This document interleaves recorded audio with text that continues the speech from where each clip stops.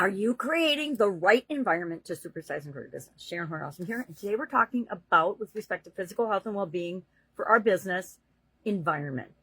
Our environment, of course, has an incredibly big impact on the results that we get in any area of our life, but especially with respect to our business. Are we creating the environment, which includes the culture, the physical working spaces, etc., that are conducive to creating the business of our dreams, the business that we want to create, the supersize business that we want to have, and the impact we want to have on the world?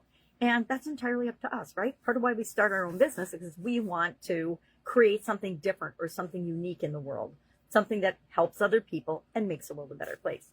And this, whenever I think of environment, I think location, location, location, because that's the old school marketing that I learned about. And we need to pick the right location for our business.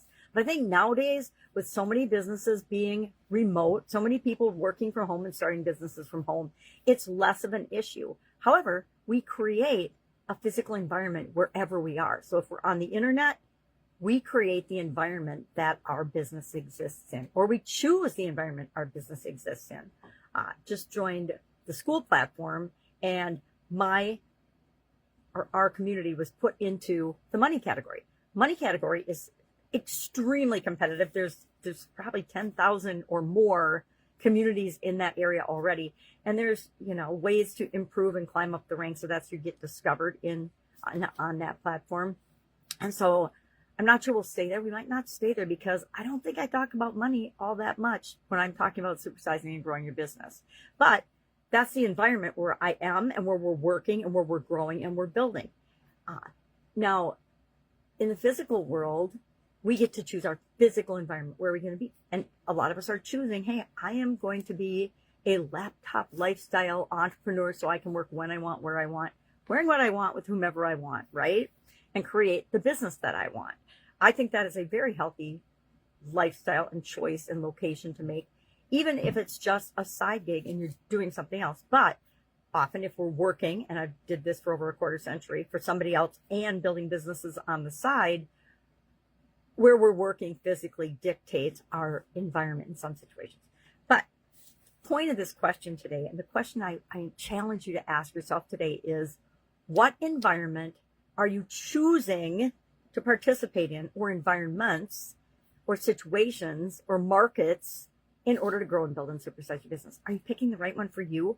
Or could you just make a few tweaks and changes in perspective and reach the people you really would love to be working with by making a little tweak, finding a group of people you'd much rather work with than the group you are? I don't know about you, but in the course of my businesses over the decades, I have selected the wrong groups of people to work with and struggled and been frustrated by customers. And we're not supposed to be struggling and frustrated with our customers. We're supposed to be here to serve them, at least in my opinion.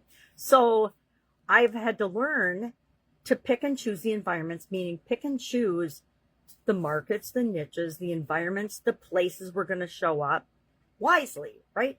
I know that if I spend a lot of time on X, formerly Twitter, I get sucked in to the negativity. I love the school platform. They call it doom scrolling.